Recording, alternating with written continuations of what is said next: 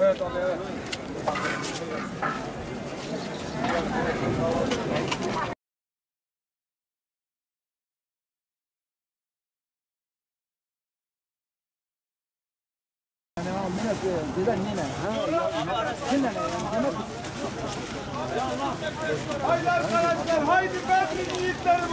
STK'lara teşekkür etmek lazım.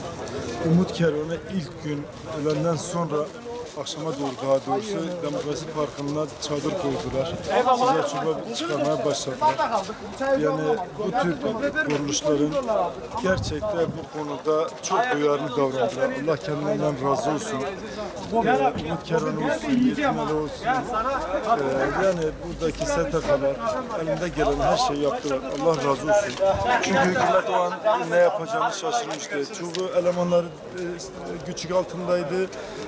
Yani toparlamaları zordu ama Umut Kervanı Diyarbakır'da, Urfa'da ve çevre illerde toplanan arkadaşlar gelip buradaki arkadaşlara yardım ettiler. Sağ olsunlar, çadır kurdular, yardımcı oldular. Hatta ben bir şeye şahit oldum. Birileri gelip diyorlardı ki gelin bize yardım eden arkadaşlar diyordu ki biz yardım kuruluşuyuz, biz kurtarma ekibi değiliz, biz kurtarma işini bilmiyoruz ama elimizde geleni yapmaya çalışıyoruz. Yulaç Oteli'nde 3-4 tane sağ çıkardıklarına da şahit olduk. Yani Umut Kervanı normalinde yardım kuruluşuyken bizzat çalışmalarda bulunarak çoğu insanın canını kurtarmaya da vesile oldular. Kendilerine teşekkür ediyoruz. Allah Teala bu yapmış oldukları hizmetten dolayı kendilerinden razı olsun. Bu dünyada da bu dünyada da Allah-u Teala mükafatını versin inşallah. Yardıma gelen bütün herkese Allah razı olsun, herkese teşekkür ederiz. Allah razı olsun. Yardıma gelmişler. Günlük 3 öğün yemek yapıyorlar, sıcak yemek veriyorlar. Ülkenin farklı yerlerinden gelen yardımlar var. Birçok yerinden gelen yardımlar var. Organizeli bir şekilde de yardımlar sürülüyor. Birinci günden beri 7. gündür bu dernek yardım ediyor ve tek Adıyaman'a değil.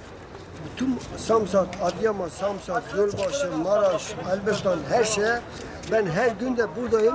Ben belediyenin karşısındayım. Her gün bu millet burayı yani 2 kamyon, 3 tır geliyor, 200 tır gidiyor. Her zaman bu adam yardım ediyor. Çaydan tut, çorbaya kadar, çorbaya tut, yemeğe kadar.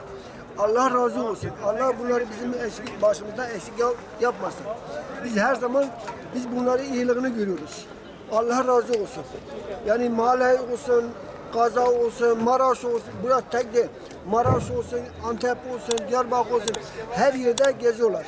Allah razı olsun.